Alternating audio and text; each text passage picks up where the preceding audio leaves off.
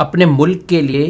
اپنے ملک کی آزادی کے لیے، یہ ایک آزاد وطن کے لیے بالکل خوشی منانا شریعت کے دائرہ کار کے مطابق رہتے ہوئے جائز ہے۔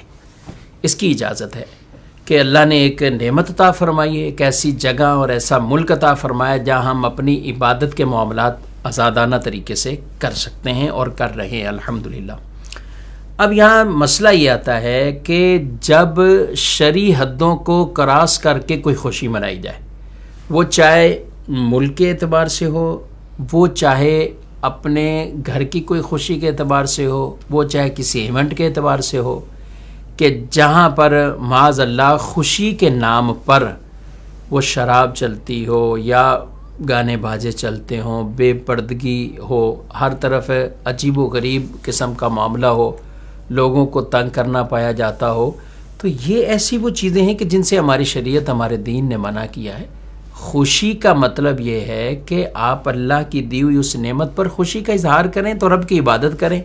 رب کی بارگاہ میں آپ 2 رکعت شکرانے کے طور پہ نفل ادا کریں، قرآن شریف پڑھیے، خوشی کے طور پر آپ کسی غربا کی مدد کریں، کچھ اور اچھے کام کر لیں۔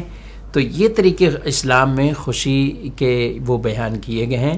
البتہ شرعی حدوں کا پاس رکھتے ہوئے کوئی خوشی مناتا ہے اور منانی چاہیے، اس میں وہ تو جائز ہے، نعمت کا شکرانہ ہے۔ لئن شکرتم لازیدنکم، اللہ نے ارشاد فرما دیا اگر تم شکر کرو گے تو میں اپنی نعمتوں کا تم پر اضافہ کروں گا اور مزید زیادتی کروں گا، اضافہ کروں گا۔ تو شکر منانا نعمت کا یہ جائز ہے، قابل ثواب ہے، لیکن گناہ کے کام کر کے کوئی کہے کہ ہم خوشی منا رہے ہیں تو اس کو کوئی بھی عقل مند وہ جائز نہیں کہے گا۔ لہذا اس طرح کرنا یہ ہرگز درست نہیں ہوگا کہ جب خوشی کے نام پر آدمی اللہ کی نافرمانیاں کریں۔